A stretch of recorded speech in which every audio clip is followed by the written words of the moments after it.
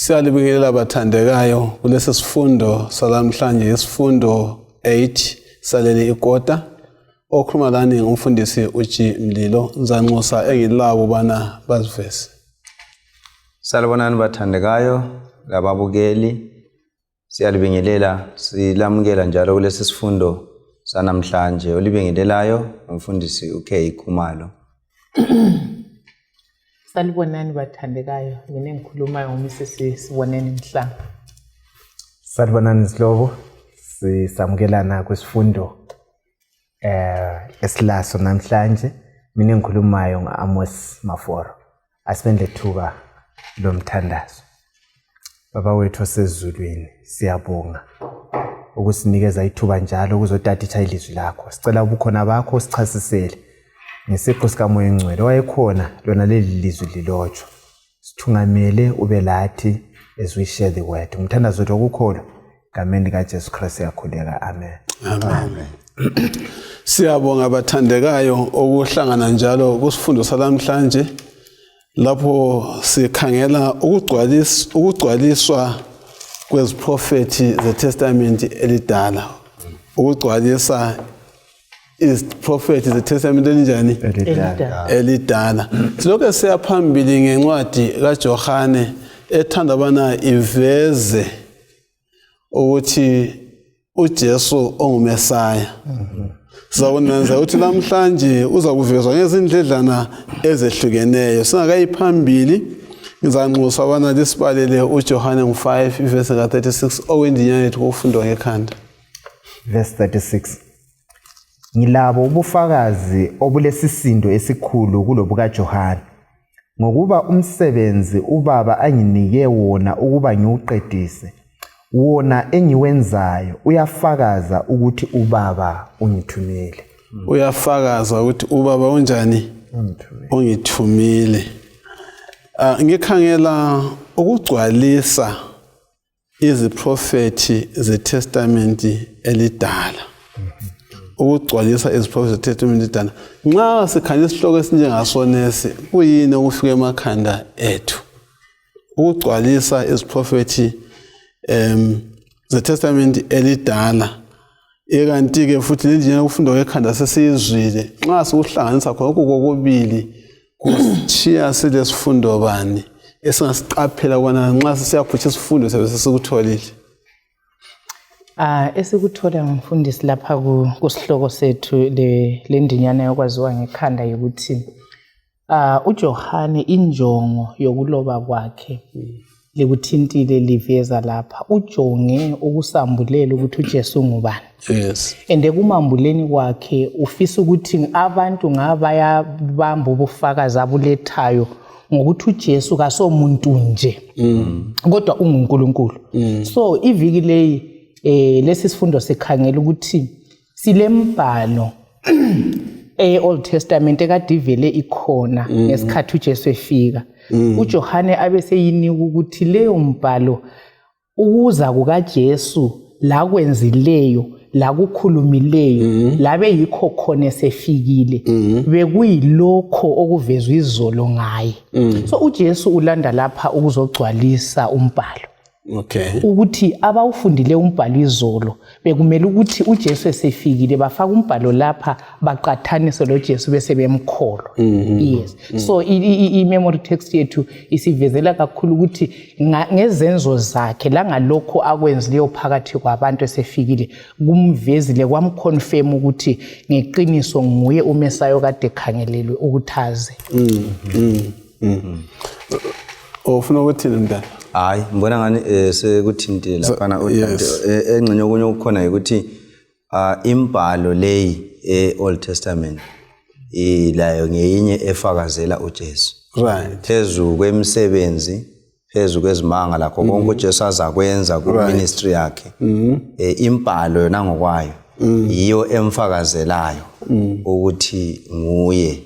uJohane 1 verse 10 umchaza njani ongayibala bese sizubana umchaza njani uJesu ngoba kathe sisakhangela njani ichilo okamhlanga ukuthi uJohane uyasambulela uJesu njengomesaya. okuyikho esahamba ngakho kusifundo sonke uJohane 1 verse 10 simuzwa emchaza njani. Verse 10, wayesemhlabeni kodwa lanxa umhlaba wenziwa ngaye umhlaba kawumazanga. Okay, nxa silalela ivesi kuyini esiphuma lakho okuveza uMesaya ukuthi ungubani? Engikutholile kakhulu lapha ikakhulu ngesikhathi lesi antimbhalo eyayikhulunywa vele eyayibalwa iyona le Old Testament angithi vele. So nxa babebala sikalokho sekuye kwachiwa babemele bazwisise yona le imbhalo yefakaza ngobani bakithi ngoJesu. Ebese sithi kuvesi le uJesu uzile kubona lo umhlaba kwaba kubona lo umhlaba ongumhlaba akade udalile ukusho ukuthi ngumdali ngumdali akade udalile kodwa bamphika abantu abamamukela yikho engitholayo okunye I think ukuthi ndile ukuthi ivesi leyi iveza ukuthi uJesu ukubonakala kwakhe khona laphana kwakungasikho kokuqala yes wayevele khona so singaye sebuya njengomesaya lapho usebuya ukubana azoqedisa lo msebenzi awulandileyo kodwa yena uqobo lwakhe evele esuka ngapi ephakadeni. All right, ukhona lokusho kona siyabonga. Sawukhala indlela eziningi uJesu avezwa ngayo njengomesaya. Kusifundo saleli iviki sakhangela kuba kungani abantu baqhubeka kulobufakazi bonke ukuthi lo muntu ngumesaya obucacileyo, ubufakazi bemibhalo Old Testament, ubufakazi bezimanga ezakuthi azenze lakho konke ayekwenza okudibana kumveze umesaya. Kodwa isimanga ukuthi baqhola phambili benjani bemphika. Futhi sizabona ukuthi kuyini lathi singakufunda ngamaphutha abo ukwenza ukuthi singachayi amaphutha afana nayo. Umuntu athana akakwazi ukuthi umuntu okhubeka ndawonye ungumuntu onjani. Into lehleze ukukhuba lapha la uzekhubeka kwaphana yikho zabona abasibangule kukho ukuthi singakhubeki lapho kwakhubeka khona abanye ngokwazi ukuthi uMesaya ngubani. Kusifundele uJohn 5 verse 17. Verse 17. uJesu wathi kubo, uBaba uhlezi esemsebenzini wakhe kuze kube namhlanje. Yikho lami ngiyasebenza. Right, asike sikhangele sizabuya wena le verse. Asike sikhangeleni okokuqala bathandeka ukuthi lapha uJohane usezingeni lokuthi asivezele uJesu Kristu. Sesikuthile lokho. Gambe uJohn nxa ekhuluma ukusebenziswa kwezimanga lezimangaliso ukuze bakholwe ukuthi uJesu nguMesaya. Kuyikho sesilokupheleleyo yini? Yikho sekudingayo ukuthi uJesu lo ufana naye. uJohane kule ndawo lapho asebenzisa khona izimanga lezimangaliso kwezindawo kanjani kakusebenzisi kakhulu. Kungenxa yena wakusebenza ngaleyo ndlela yakhe. Sesiyabuyela kule verse siyabuya kuyo masinyane. Lithinta into eqhakathekile umfundisi ukuthi izimanga yizo yini ezingasenza samukele ukuthi uJesu unguMesaya. Mbone ngani singakukhangela njalo ungasiphica kancane ngoba baningi kakhulu abantu abangenza izimanga. Laba prophet bamanga bakwenza. Lo Sathane ngokwakhe mfundisi umbhalo sinika ukuthi ulamandla ensukwini zokuphela awokwenza imimangaliso emkhulu. So ungafundisisa umlobo usivezele ukuthi injongo kaJesu yokwenza izimanga lezi okwakuyikuveza ukuthi ungubani. Alright. Angithi iministry kaJesu vele uIsaiah usinikile. Isaiah 61 angithi ukuthi umoya kaNkuluNkulu uphezulu kwami. Angithi ukuthi ngizokhulula ababotshiweyo izikhuli kube nje abangaboni. So uJesu nxa esefikile esesenza imimangaliso enjalo kuyikusinika isiqiniselo sokuthi esefikile yiwo lo umsebenzi esizabone wenza. So izimanga lezi ziyindlela lazo zokuconfirma ukuthi lwana esimtsheliweyo nguye sesibona ngezimanga la ngemsebenzi yakhe. Khonapho maforo kule ngozi bani alright ufuna ukukhuluma alright hayi bengifuna ukugcizelela khonapho ukuthi sizananzelela ukuthi uJesu nxa ebuya njengomesaya ubuya vele enxengathi emumeni beku context ye great controversy. Alright. So usathane wayejonga ukuthi bangamnanzeleli uJesu. Alright. Ngoba lokho ayekulanda kwakuzosiza kuzohlenga bona. Alright. Now so isizathu esinye phezulu kwalokho akukhulumileyo uMamhlanga ukuthi uJesu enze lokho yikuthi aveze ukuthi yena uvela kuBaba. La khona lokho uBaba kwenzayo laye unjani uyakwenza. So uJesu okunya kwenza lokho ufuna ukuveza divinity yakhe, identity yakhe ukuthi yena bangambona sengane engcenye nguJesu engcenye ovela kuJoseph noMaria njengokuthi babe bonke lo phela simazi engumntaka kaJoseph. So uJesu uveza yikho iverse sithi lokhu baba anjani engxe sizakukhangela nguverse 20 kusiya phambili uBaba kwenzayo lami ngiyakwenza. So iverse le ibuya ku context lapho uJesu esesilise lundoda owayegula lapha for 30 years sothi indaba usebenza ngesabatha sithi hayi uBaba uvele uyenza lezi zinto lami ngiyazenza. So uveza yena lo baba bemunye. So ngokunye ayefisa ukuthi abafundise khona lokho ukuthi mina lo baba line limkholwayo baba othi sesithathe uhlujweni yona le ndaba wosibuyele endinyane entheka ifunde uverse 17 to 20. Thank you. Uzakuqala ku36 to 38. Uverse ngo20 uthi yena ngokuba uyise uyayithanda indodana uyitshengisa konke akwenzayo yebo lizamangala ukuthi uzayitshengisa izinto ezinkulu kulalezi. Verse 36 usiya ku38. 36 ilabo ubufakazi obulesisindo esikhulu kulobuka Johane ngokuba umsebenzi uBaba anginike wona ukuba ngiuqedise wona engiwenzayo uyafakaza ukuthi uBaba ungithumile njalo uBaba ongithumileyo njalo uBaba ongithumileyo usefakazile yena ngokwakhe ngani kalikaze lilizwe ilizwi lakhe kumbe labona isimo sakhe njalo ilizwi lakhe kalihlali yini ngoba kalimkholwa lo omthumileyo.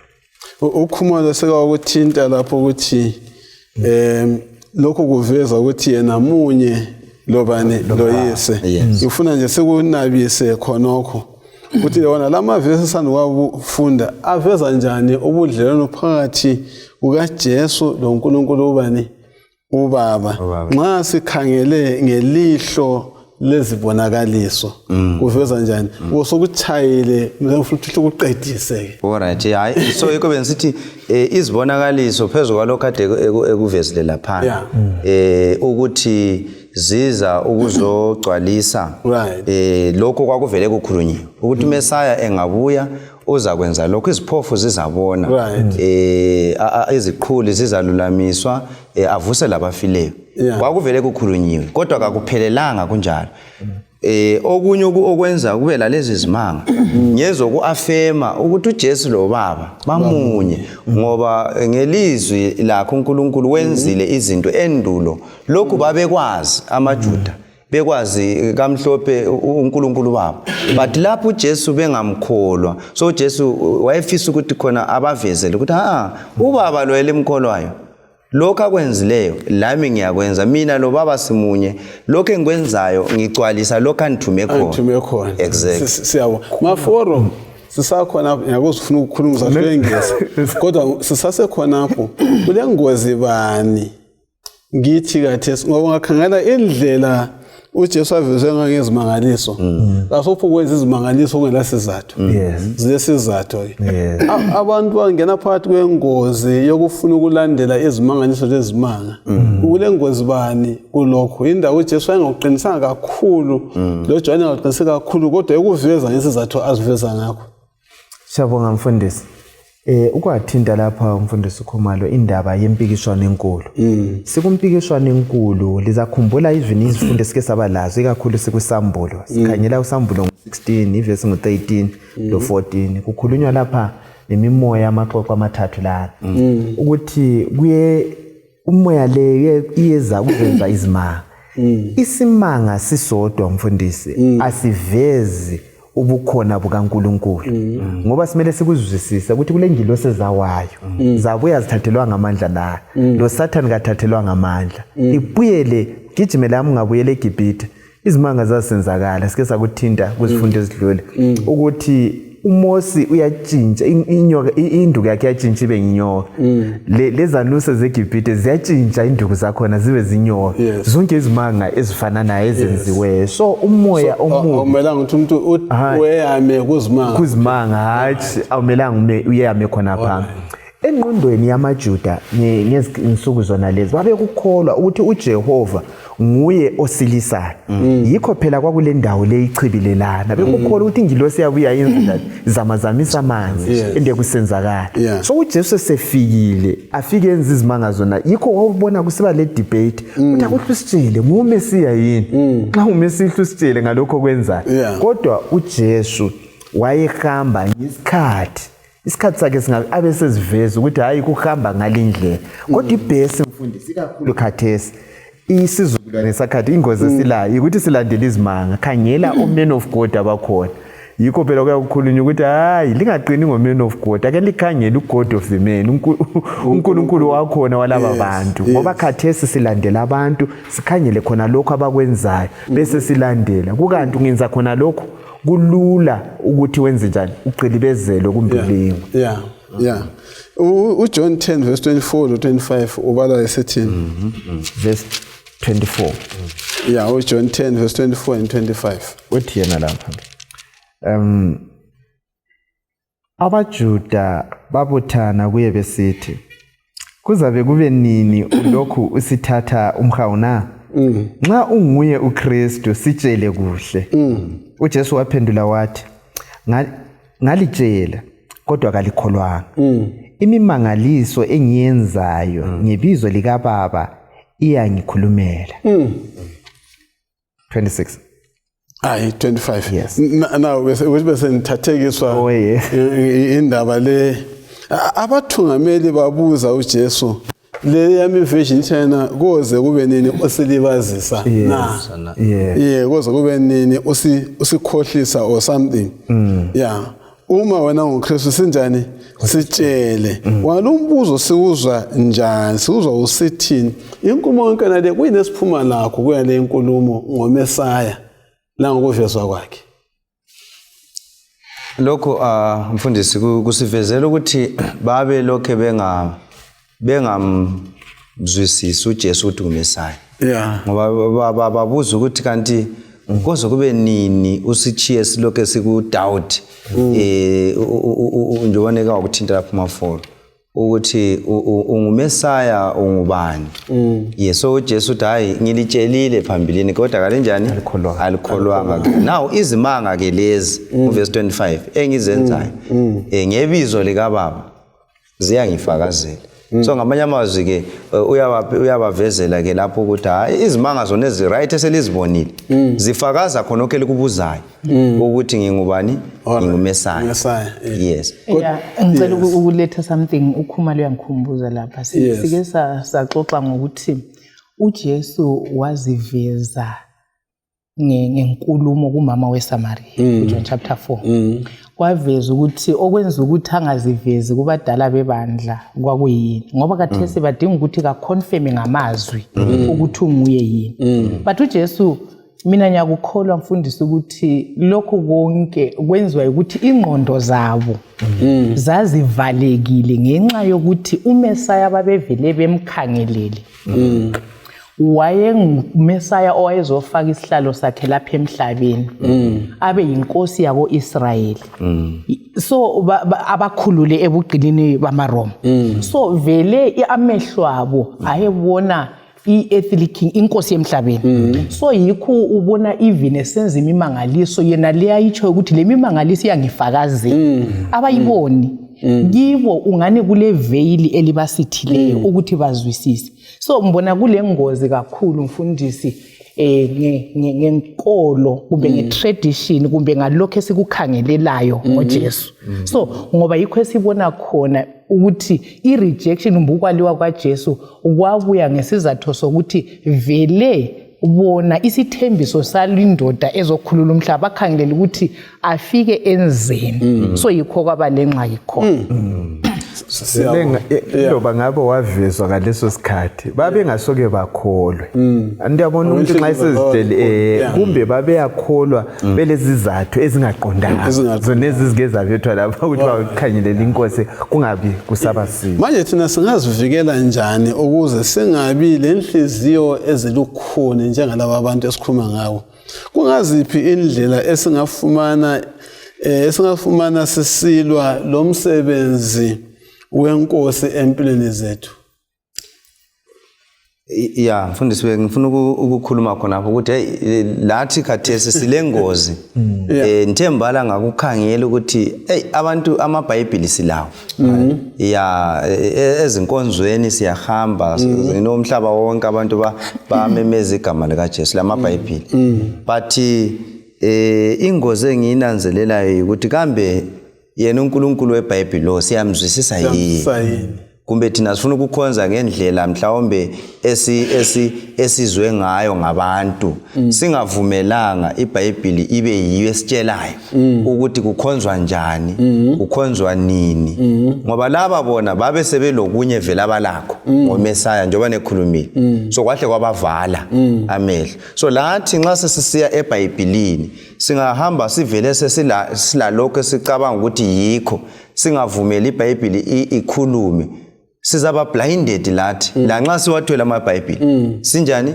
singamboni uJesu so yingozi engiyibona uzakhumbula khumalo ukuthi ngo2013 sifika ngale Jerusalem uGadi uyasetshengisa ukuthi ndiyabona umnyango lana wasempumalanga uMesaya uzawungena bamlindele ukuthi ayingena ngawo right up to now ukubona nje ukuthi inhliziyo zicina zilukhuni zingazwisisi ukuthi kuthiwani lapha besifunda kathesi ngendlela aziveza ngayo ngezimangaliso anti sijiwe ukuthi yena uthe izimangaliso lezi zibonayo ziyafakaza ngami yes kade ngifuna sike sikhangele enye indlela asebenza ngabana aziveze ngemibhalo kambe iTestament elidala antithwana sithethena ukugcwaliswa kweziprofethi iTestament elidala yes kambe iTestament elidala ukuthi iTestament elidala kungakutsho ukubana seligugile alisasebenzi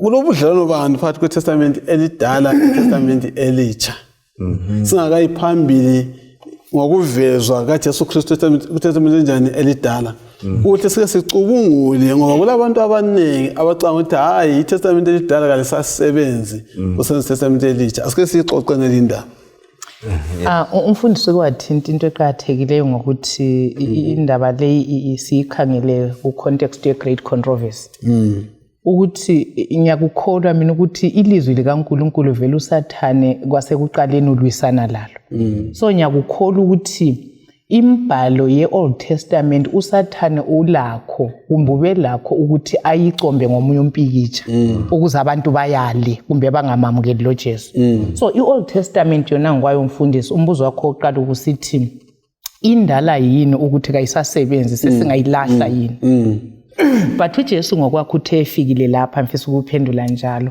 yiyo imbhalo eyayikhona yaleso sikhathi so uJesu nxa wayekhuluma esithi lihlola imibhalo licabanga ukuthi kiyo lithola impilo ephakade wayekhuluma ekhangele iOld Testament scriptures okay yes usaphendula kwapho ucabanga ngalokho kambe iTestament elitsha singalizwisisa ngela Old Testament yeah so bengifuna ukuthi iOld Testament yona ngokwayo ikhuluma ngoJesu yes ngoba singayikhangela vele kusukisela kuGenesis sihle sithola uJesu evela kodwa iveza uJesu umfundisi ekuma tribes uJesu ekumfanekiso symbols and so i-Jewish economy yonke usisekelo sona lesiyana savela ukuthi sikhuluma ngoJesu ongakabuyi ongakafiki elimkhomba ozayo. So iNew Testament ke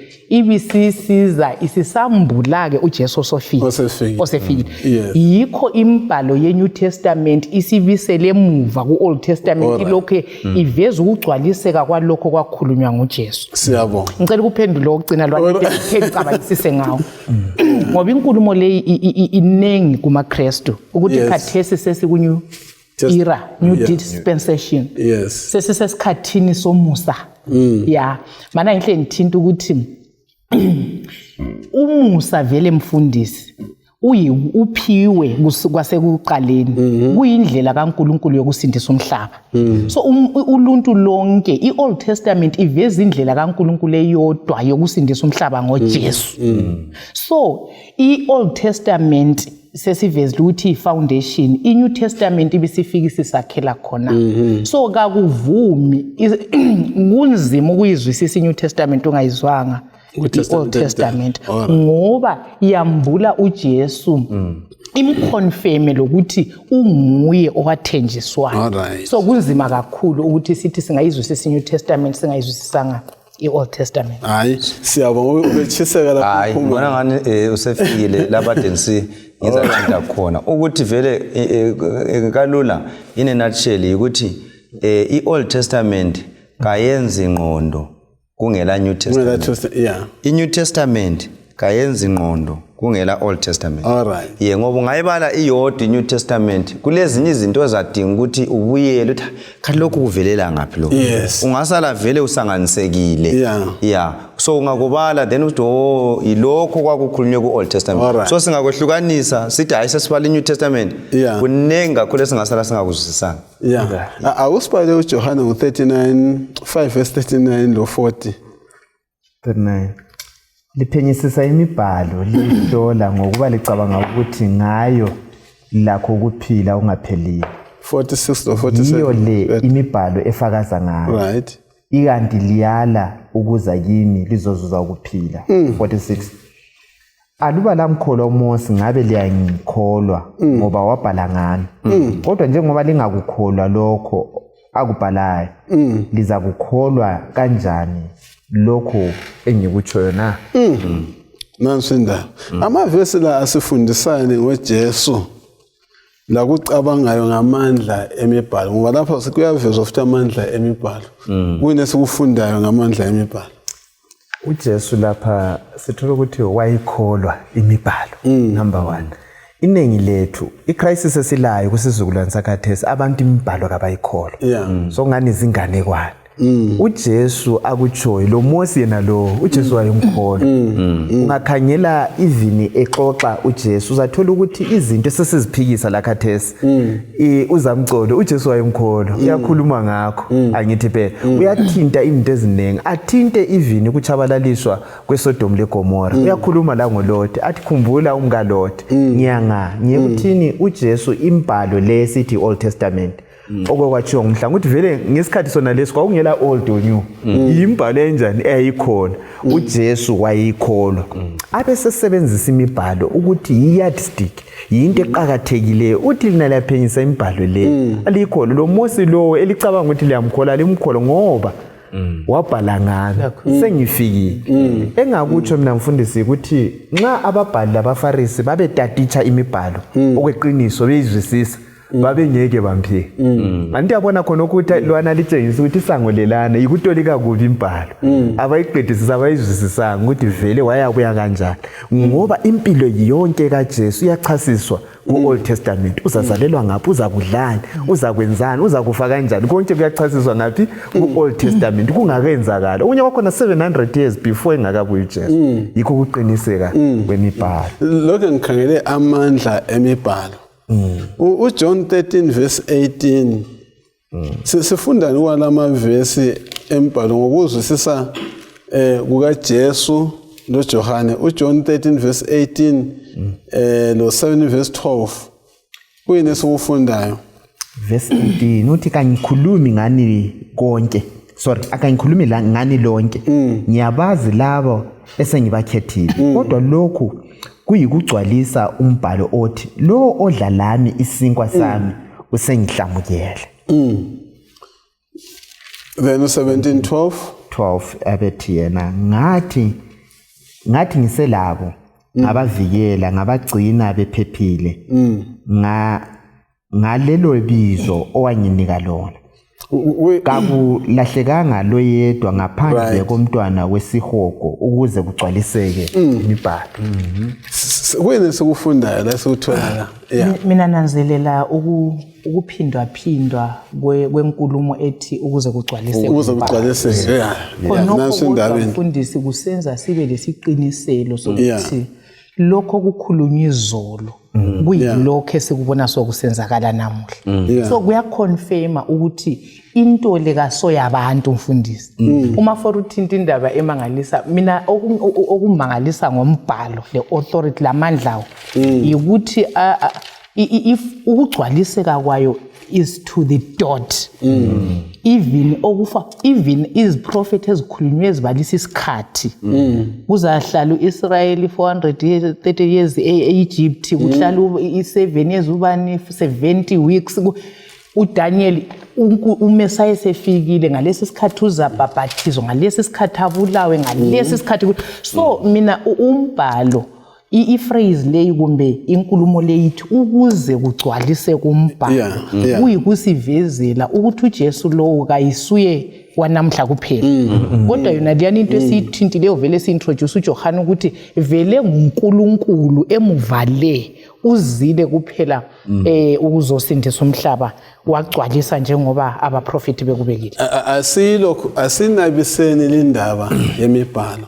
Sike sikhangele ukuthi ukuxhumana kweTestament elidala leTestament elitsha kungaphi?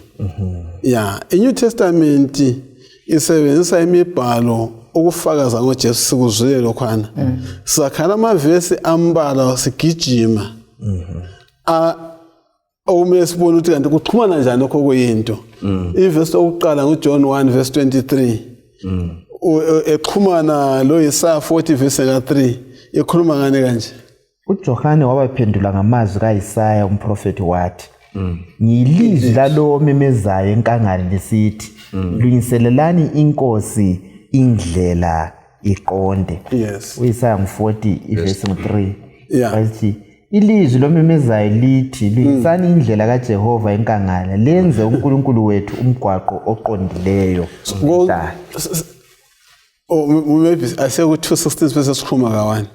2:16-17 lo Psalm wathi kulabo ababethengisa amajuba akhupheni lapha likuthatha ngaphi ukwenza indlu kaBaba umkango ukuthengisela na.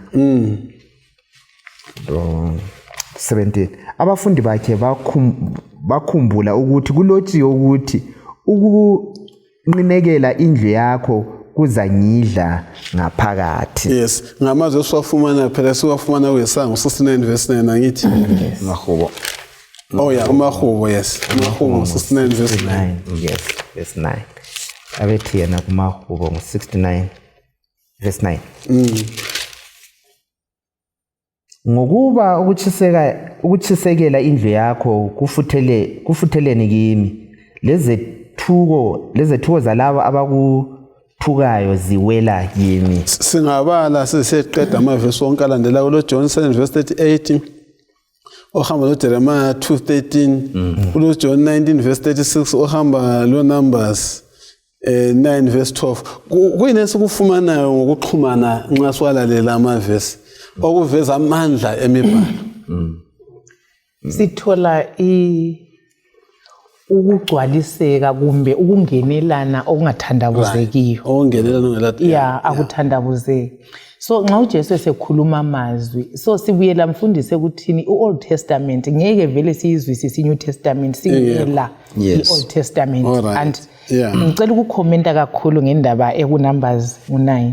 Indaba ekuNumbers 9 iveza ukuthi iwundlu lephasika kwakungamelanga lephule amathambo. Amathambo ya libe seliveza ke laphana uJesu esefikile esebethelwe kuJohn 19. Ungayifunda laphana ku verse 36 ithi uJesu kazange ephulwe amathambo ngoba kwakukhona laphana ukuthi umuntu angabethelwa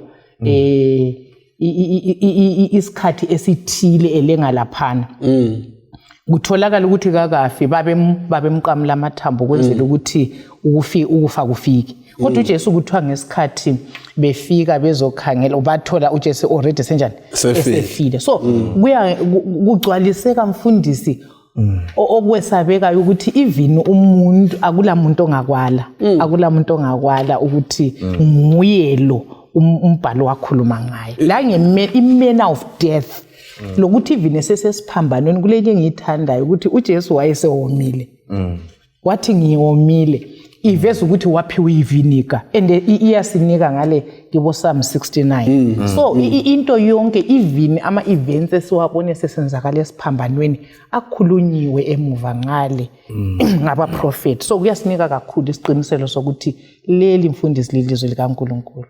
So kwakumele ukuthi kuhle kuqinise ukukholwa kwabantu ngakithi. Yes. Yeah. Zizinkulu izindaba la. Akungifundele uJohana 5 verse 39. Verse 39. Yolene sike khaliphanyisa imibhalo likuhlola ngoba licabanga ukuthi ngayo lilakho ukuphila ongapheliyo. Yiyo le imibhalo efakaza ngayo. Silokho sikhangela ke ukugwaliswa kweziprofethi kuTestament njani elidala.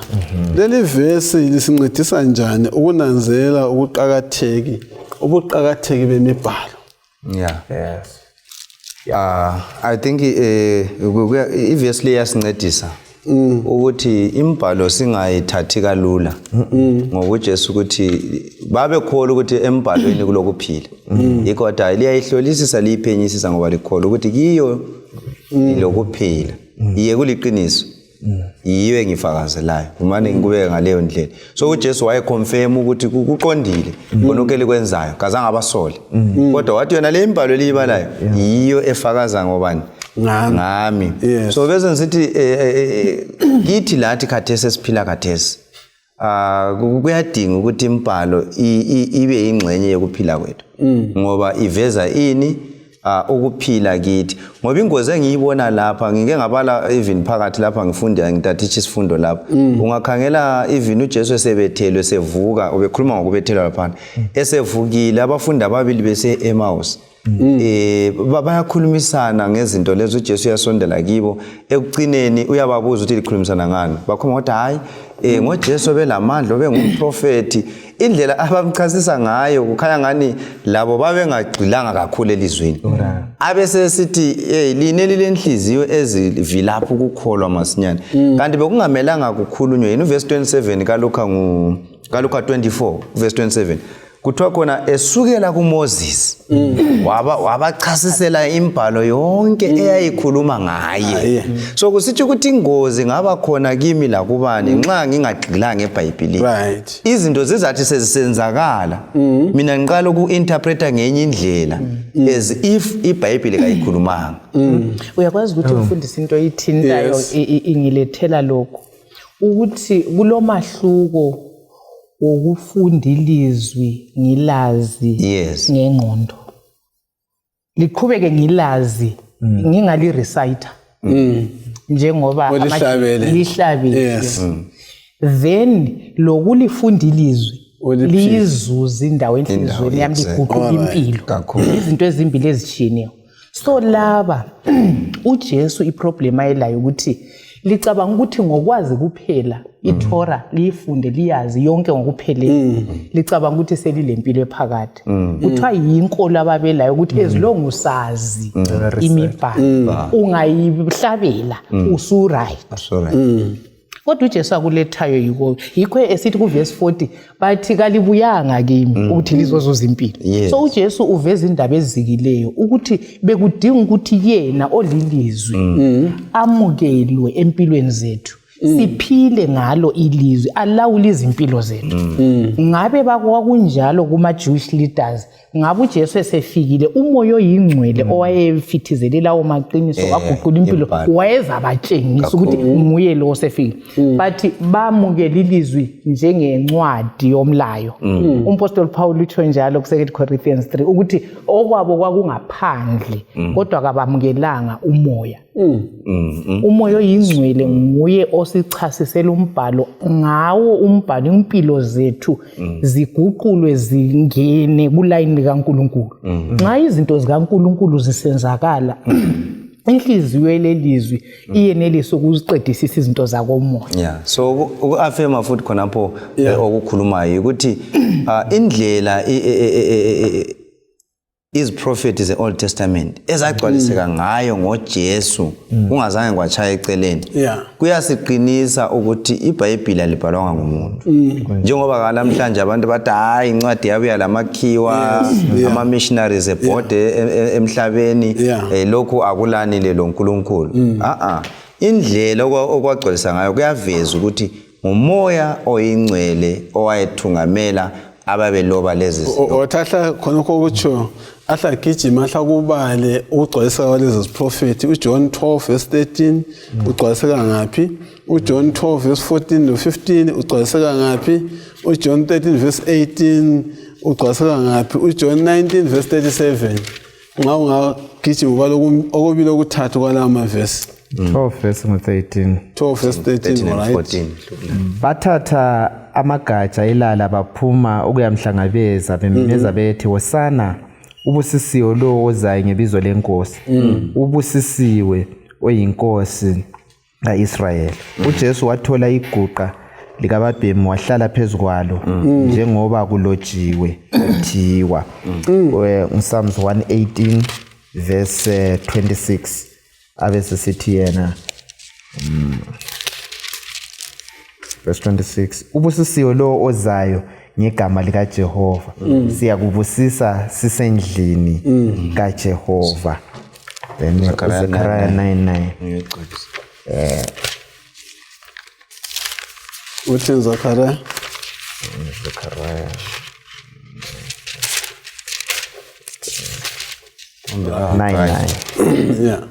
abese sithi lana thokoza kakhulu wena ndodakazi yaseZiyoni memeza ndodakazi yaseJerusalema khangela inkosi yakho iyeza kuwe iza ilungile ile nsindiso imnene ihamba ikhwele ubabhemi iphezulu kwethole inkonyane kababhemi yes manenge singabala wonke sewaphutsha kodwa wonke sibonana asivezela amveza njani uJesu njengomgcwalisi weziprofethi ngoba yokho sikukhangele uJohn lokho esambula esiya phambili angithi lapho esikutholayo kubalulekileyo esesike sakuthinta njalo ukuthi imibhalo icacile uJesu wagcwalisa to the dot akulo kwaphuthayo kunjengokuthi lesi yimbali eyayiprofethiwe yisiprofethi esigcwaliseka esisembalini kwakhulunywa khona lokho kanya ezakwenza ukwayithinta umfundiso kaKhumalo lapho ukuthi besiye eMaus uJesu wayengatsho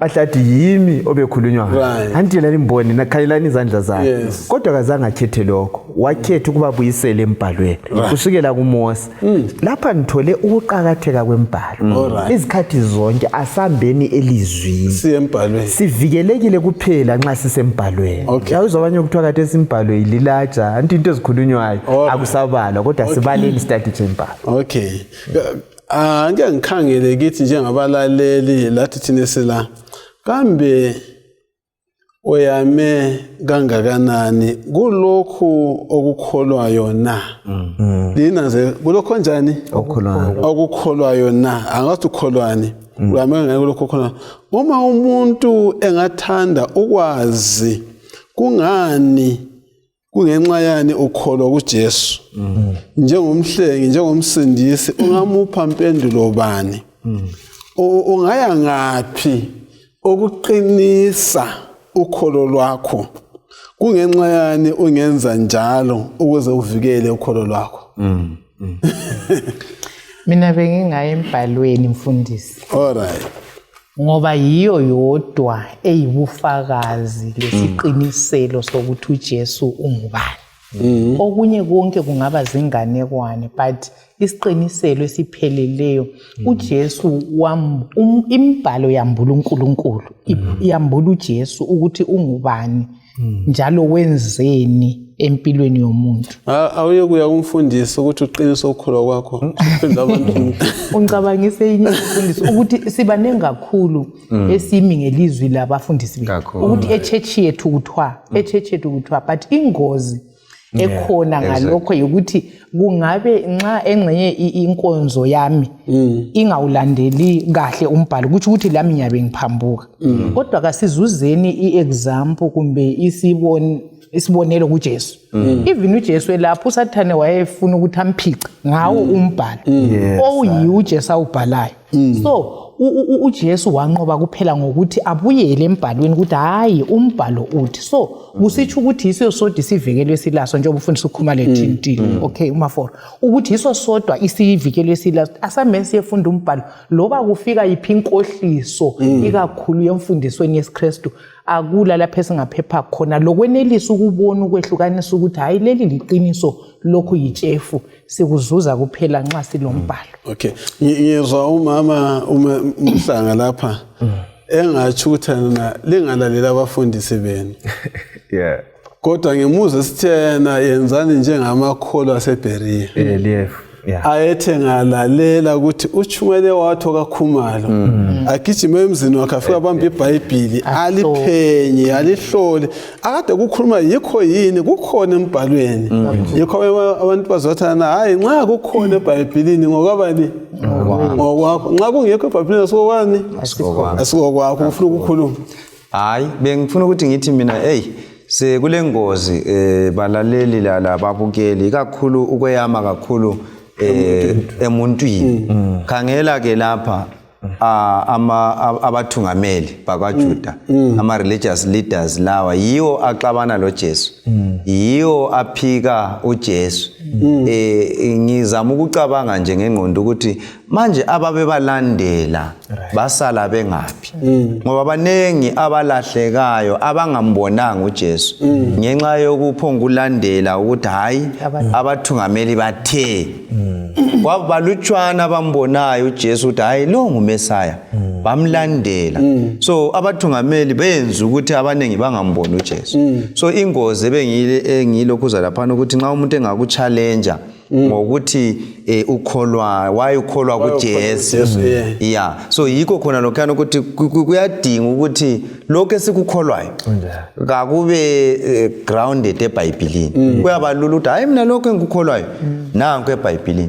But nxa ungekho eBhayibhilini kuzaba nzima ukuthi umuntu umphendule ukuthi lokho kuthatha nga nxa ungalasisekelo sokungaba lula ukuthi unjani uyawuthi angifundiswa wami wangifundisa wathi manje uyabona ucina usulahlekile. Yeah. Right, awusikhangelele uJohana 8 verse 19 no 23. 19 verse 19 no 23. Basebembuza besithi ungaphi uyihlo? uJesu waphendula wathi kalingazi mina kanye lo Baba. Aluba belingazi belizamazi lo Baba njalo. Wawakhuluma amazwi la efundisa egcekeni lethempeli eduze lapho okwakubekwa khona iminikelo. Verse 23. Yeah, 23. Kodwa waqhubeka wathi lina lingabalapha phansi mina ngivela ngaphezulu. Lingabomhlaba angiyangisuye owalo umhlaba. Yeah. Nxa sesilokho siqalileyo lesi sifundo kulento ebalulekile eyodwa yubana uJohane uzama ngendlela zonke zokuthi asethulele ubani uJesu njengomesaya njengomhlengi wethu. Angithi leli verse esandubana libali lama sanubana abalo kaThesi 19 lo 23 kuyini esiphuma lakho ngomhlengi ngomesaya ngoJesu Kristu? Esikutholayo okuqhathekileyo yikuthi uJesu ezelwe nguJosepha lo Maria kwana lo mhlaba useveza esithi divinity ubunkulunkulu bakhe ukuthi hayi liyambona ngikhona lapha kodwa mina ngisiwe wona lo mhlaba ubaba osekhaya ezulwini ababemkholwa kakhulu ya nguye ubaba wami lina kalimazi mina ngiyamazi mina ngivela kuye ngilenkambo ulokho efithizela indaba le ukuthi nxa kade lilandele lalalela imibhalo ekutshoyo ngami ngabe khona lokho engikutshoyo ngabe liyakuzwa ngabe liyakukholwa kusembhalweni kuqinisekile ukuthi mina ngisiwona lo mhla ngoba lalizaba kwazi ukuthi uza kuzalwa ngowesifazana ongayazi indoda uza kuzalelwa endaweni ethile uza kuba kanje iministry yakhe yayiza kuba ngalindlela ngabe abakla okwenza amaJuda bangakuzwisisi lokuthi bangabi kwazi ukuthi sezelwe ukuthi abayitati chani mbalo khumbula mfundisi the wise men from the east okwenza babakwazi babakwazi ukuthi kule nkanyezi yakhe yathi sisiba khona inkanyezi bayilandela bathi befika eJerusalem abadala bazilutho uHerod uzababiza bethi kungabe kulento enjalo kodwa embhalweni kukho kwakwabhala ukuthi engxeye kungabe kusendaweni bakuthatha casual ngoba bengadadithi imbhalo kakuhle so sisengozini nxa singabayitatisha befaka okwabo abakufuna yebo mfundisi hayi ngibe ngisithi ngithi mina okunye okuvezwa yilo iverse leyi ukuthi amaJuda labathungameli laba babegxile kakhulu kuma traditions tradition amasiko lamalele philosophy enengi eyayikhona yenza ukuthi khona ke babagcine sebengabantu abamkhonza ngeze sebelandela isiko kodwa kungaveli ngaphakathi so yikho ke uJesu nxa ufunda lapha na uJohn 1:8 okhuluma ukuthi bangikhonza ngani ngeze laba ngoMark 7:7 befundisa imfundiso eyimilayo yabantu bengalandeli umlayo kaNkuluNkulu so ingozi enye engaba khona ngiyokuthi silandele isiko engcenye into esayitholayo kodwa ingekho eBhayibhelini bese sicabanga ukuthi khona ke yikho ku right kuza kwenza ukuthi khona kusivalele ukuthi simbone ubani uJesu yikho akutsho ukuthi ngabe lina libuye kimi ngabe liyamazi baba but kade salimazi ngoba lami kalinjani kalingabuyanga kimi yes ngifisa ukuthi ugcizelele kulokho abakuthintayo ukuthi yikho uJesu ku verse 23 la esithi lina livela ngapi umhla beneath 10 lina livela ngaphansi mina ngivela phezulu engikuzwisisayo ukungezelela lokho ukuthi bona njengoba sike saveza babe lengqondo yezinto zemhlabeni ngike ngamangaliswa mfundisi la ukuthi even ama disciples abafundi bakhe uJesu abamazanga ukuthi uNkulunkulu for 3.5 years belalalaye bachonelaye bambone senze izinto kodwa kabamazanga kwaze bamazi ngemva kokuvuka kwakhe bangikhona bekhumbula ukuthi hayi man izinto lezi wasitshela so umlobo sivezela ukuthi lava okwenza bangamkholi uJesu bangamamukeli kuyisimo ukuthi ababe lesimo sokukholwa anti imbalithi babegqoka izigqoko ezinde besenza imthandazo emide into zakhona zonke mfundisi kwakuyingaphandle kuphela ececileyo kodwa umuntu wangaphakathi enjani elokhe emubi enjalo esilela yikho kuyinye indawo isithi lina abaFarisi lababhalifana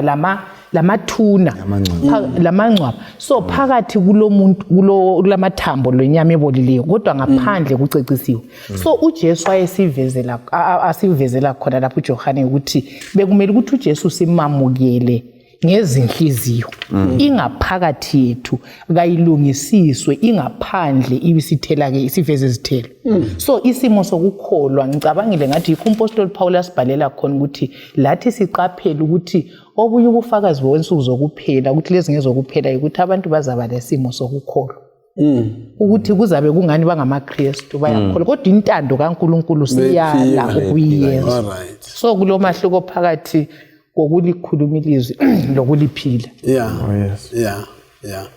siyabonga sesizwile ngeziprofethi lezi ezigcwalisa isiprofethi seTestament njani elidala iziprofethi lezi nxa sizibona zigcwaliseka zikhulisa njani ukholo lwethu na? Ngempela nxa zigcwaliseka okokuqala kusisiza ukuthi sibe kwazi ukuthi ilizwi likaNkulunkulu liqinisekile. Kusinikeza isibindi ukuthi lela silobhuku nje asilandelanga inganekwane njengokutsho kukaPetru ukuthi hayi lo siyamazi silenkambo lilizwe liphilayo ngempela ilizwi lika ngoba uNkulunkulu akaqambi manga nxa ekuthilo kuqinisekile. Yeah, lizakhumbula siqala isihloko sathi thina indaba yalamhlanje sifunda ngoJesu evezwa ngezimaniso kanjani la imibhalo. Sathi thina sizabona okwenza labo bantu benqaba baqhola phambili benjani besiba lukhuni. Kuyini okubili kumbe okuthathu okwaba yimigoqo evimbela abathungameli ekukholweni kuJesu Kristu? Kuyini lapho ngasivimbela ubana singamkholwa uJesu Kristu? In summary, kakhulu kwehluleka utaticha imibhalo lokubamba amasiko okuke kwathintwa umfundisi. Ungagxili emasikweni ukuthi thina sasisenza so, thina kwenziwa so, hayi impini nja asitaticheni imibhalo sihambe loNkulunkulu. Nxa ingena isuke endaweni engcwele sendaweni engcwele sihambe layo ungasalele emuva uzasisiza. Wathi sizokhuluma ukuthi yena ulapha amagama kule indaba ekaJesu Kristu ovezwa imibhalo ubana nguye uMesaya ngoba indaba esegudwini kulesi sifundo. Ngiyabonga mfundisi. Hayi kubalaleli lababukeli ukuthi ngokubona indlela imbhalo eyagcwaliseka ngayo okokuqala kuyasikhulisa ekukholweni lokusinika intshukuntshu eyokuthi ilizwi likaNkulunkulu lizacwaliseka lalokho okunye sikukhangeleleyo kuza kwenkosi uJesu lakho konke okubhaliwe kusambulo kuzacwaliseka njengoba kwagcwaliseka ngesikhathi kukhulunywa ngoJesu njani ozamasinyane.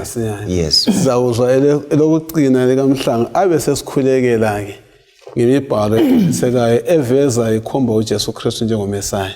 Siyabonga. Mina mfisa ukuthi singikhuthaza abalaleli lababukeli ukuthi kasiye nembhalweni sizifundele sivume umoya oyingcwele asambulele imfihlakalo kaNkulunkulu esembhalweni bese siphila ngalo ilizwi lonke eliphuma emlonyeni kaNkulunkulu.